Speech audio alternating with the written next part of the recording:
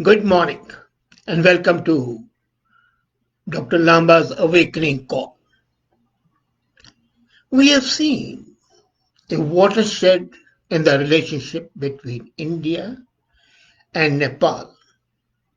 At one time, people used to have an idea that Nepal is a part of India.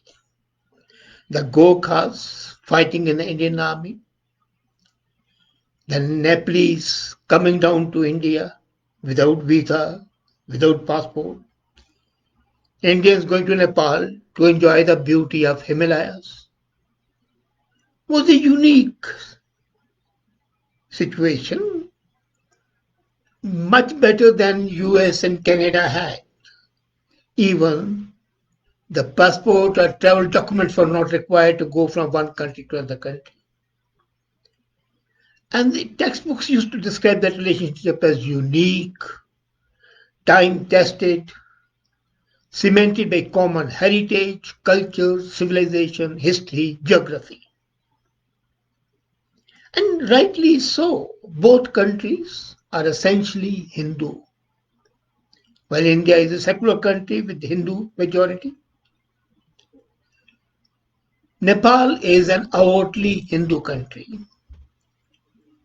and the famous Pashupatinath temples attract people. But now there's a trouble phase in their relationship.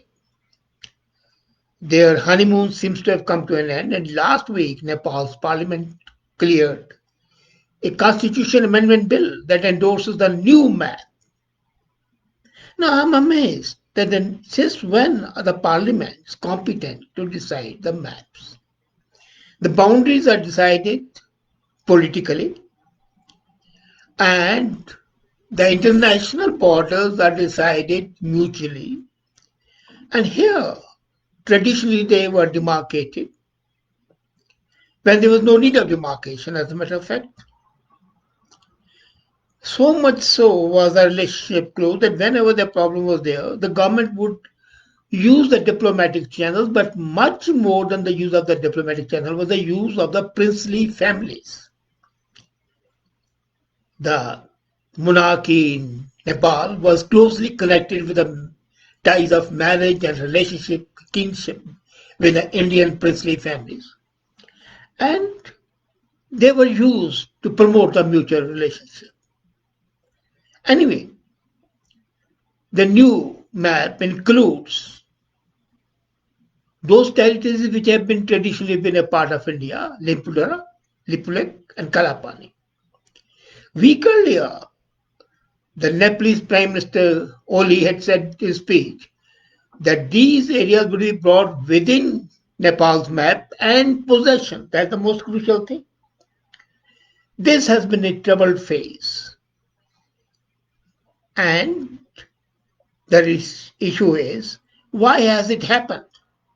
There have been standoffs, but the previous standoffs are effectively resolved through direct negotiations, back channels, use of the princely families, and accommodation paid both by Nepal and by India. I will not blame them. India became free, and within a couple of years, King Dirbhavan was faced with a rebellion and he landed in Delhi.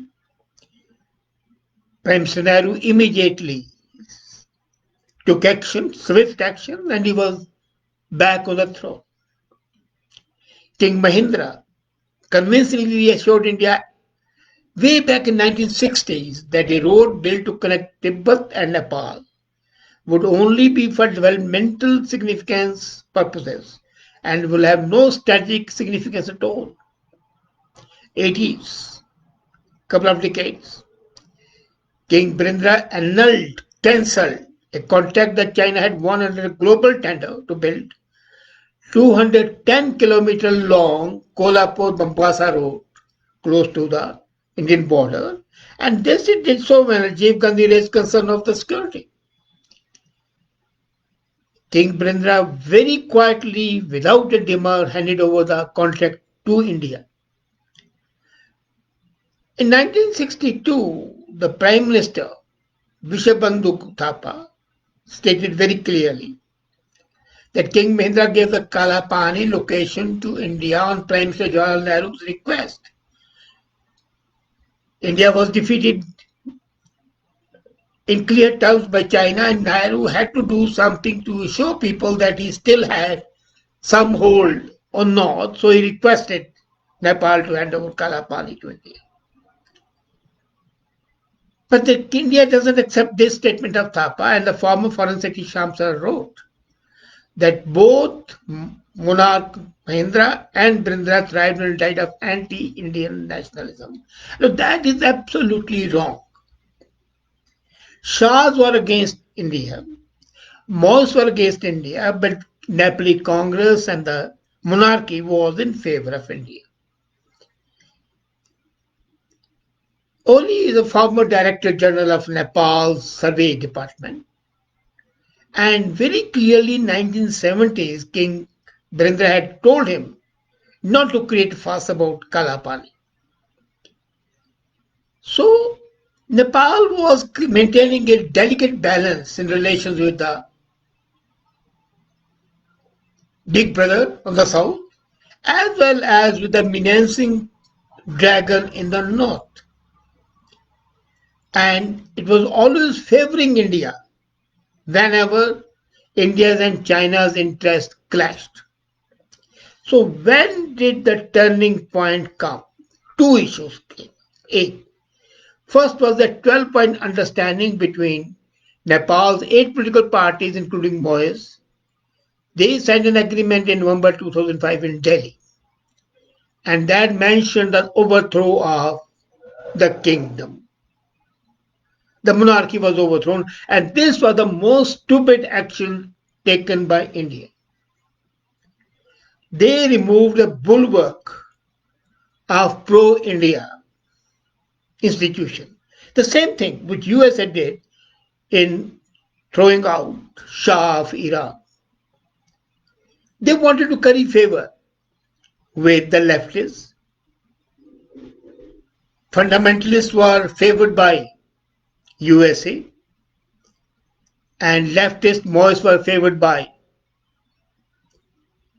the federal government, the central government in India, because they wanted to impress on the people that the interests of the proletarian are safe with them.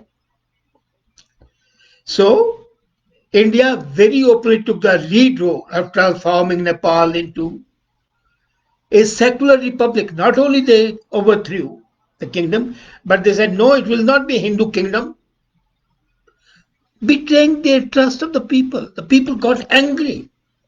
Their whole heritage was swept under the carpet by the word of secular republic. And that was a disaster for India. India had no right to do it and should not have done it. For temporary benefit, it threw out the kingdom, which was supporting it all the time. And the suspension of the monarchy and its subsequent abolition in 2008, and the declaration of Nepal as a secular country, was followed by the next step. It was the unitary form of government. Government of India advised them to become federal. So intention was that the states will keep on fighting with each other. And none of these issues was discussed in the Indian Parliament. The Prime Minister decided with the leader of the Congress Party, who was none other than Sonia Gandhi. And she was allergic to the concept of Hindu-Nepal. She was allergic to the concept of Nepal being a kingdom, a monarchy. So, when this was being done, when the European Union stepped in, and they said, well, India is saying it should be secular, but there is no sense in being secular until the new constitution of Nepal mentions that the people have a right in conversion. Till now, conversion was banned in Nepal. But European Union started twisting its arm through India And India agreed, yes, conversion is a fundamental right. Anybody has the right to profess any profession, any religion. And that destroyed the acceptability of India as a friend. They thought that this country can betray them. So the European Union, the US also started intervening. 2005 to 2008, the radical federalism based on ethnicity, higher autonomy, and the right of self-determination was promoted. And who gained? The Moors in Nepal. It was not European Union which gained.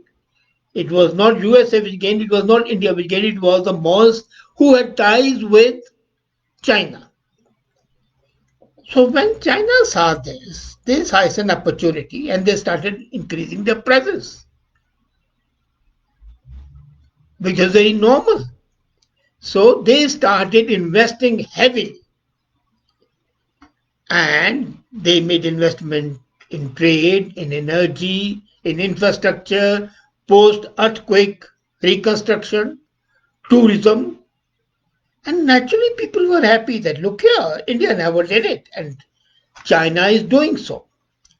So the political parties which had backed India now become subservient to the Moors. And now they are ruling. Then another thing happened. Mrs. Sonia Gandhi visited Nepal and she wanted to go to Pashupatinath temple. The management of the temple refused her entry, saying that she is not a Hindu and only Hindus can enter the temple. It's sacrosanct, as non-Muslims cannot enter Mecca. This riled her and she saw to it that the complete foreign policy under the direction of Manmohan Singh, the then Prime Minister, was not in favor of Nepal. In this context, two questions crop up. Why did China's clout increase to this level when India was thinking that the monarch exit would increase its influence? And does today India has any allies left in Nepal, like the monarchy and the Nepali Congress in the earlier ages? No. If you remember, Nepali Congress was formed in India in the earlier 20th century and its leaders participated in Indian freedom struggle. They were thinking that an independent and democratic India would help establish constitutional monarchy in Nepal. Nepal never wanted a republic, they wanted a constitutional monarchy. That party took a leading role in the multi-party democracy system. But the government itself betrayed them and came to terms with the other parties. Thereby, Nepalese Congress was thought to be B team of India. It was called pro-India by the communist parties because of their close ties. So, following the 20-point program agreement of 2005, Nepali Congress accepted the lead role of the Moors whom they did not want and the king had to go. Basically, this was the beginning of the end.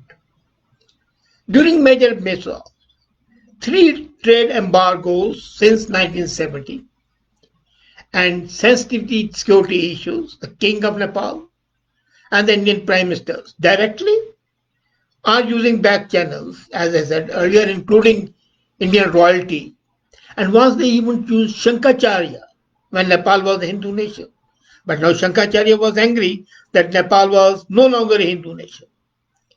So over the years, India's focus on Nepal was fluctuating on the personal likes and dislikes, not on understanding the harsh realities of international relationship. And what should have been done was soft power-based approach, which was not done. They forgot that the century-old relationships are not severed in this way, and if they are, it is harmful for the country. So during the recent spell of dispute, India once again began valuing common civilizational, cultural, historic, and people-to-people ties. But today is too late.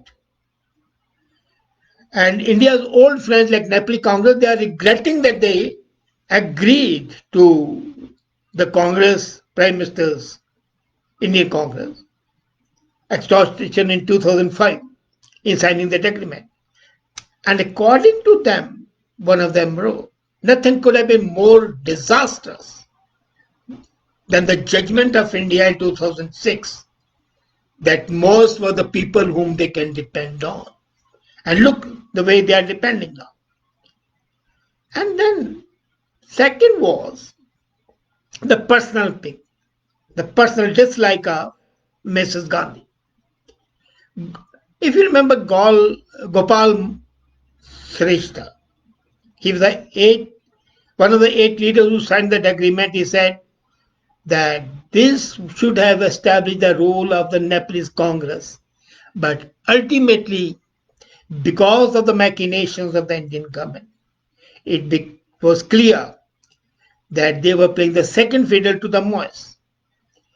And apart from that, Nepali Congress and the recent mother parties, the only other institutional ally India had was Nepal army. Now there is something very interesting that possibly you are not aware, that the chief of Nepal's army has an rank of honorary general in Indian army, and Indian chief of army staff has the rank of an honorary general in Nepalese army. And this has been done since 1950.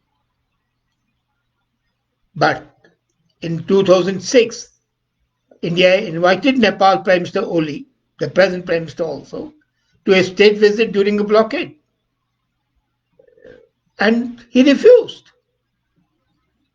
It was the armies of the both countries that did the homework for lifting Oli. They helped him become a nationalist and gain much of the popularity. But that blockade destroyed all good relationship between Indian army and Pakistan army. And then the current sentiment triggered by the border dispute, the idea of nationalism, has been appropriated by the communist leader who is dictating Nepal-India agenda. And that is against India, pro-China. So this time, the government is caught on the wrong foot. As a matter of fact, the fault is not of the present government. It is the historical progression or regression because of the wrong actions. As I said, 3 major decisions of the government of India were instrumental in that. The fault with the present government is that it did not try to allay the fears of the Nepali Congress. Instead of shoring up Oli, they should have used their clout, whatever it was, to once say again, help Nepali Congress declare it as a unity form of government. Ask for the return of the monarchy, which may not have been possible, but then they could have asked for a more republican sort of government with Indian help. That wasn't done. They have now started talking of the nationalism and the civilization. This war is too late. By this time, the people have become hardened. So this relationship has its ups and lows, highs and downs. Unfortunately, the wrong perceptions of the Indian leadership and the emergence of the Mois prompted by the Indian leadership has destroyed this traditional brotherly relations into warring factions. What the tomorrow would be, let's wait and watch. But the history shows that the ties between the people are very strong. And here, The government of India can use a popular sport, the mass-based sport, to once again play a pivotal role. It's not only the diplomats, it's at the social level that is required. But would the government have that imagination? I wonder. And that's why I said, let's see which way the wind blows. Thank you.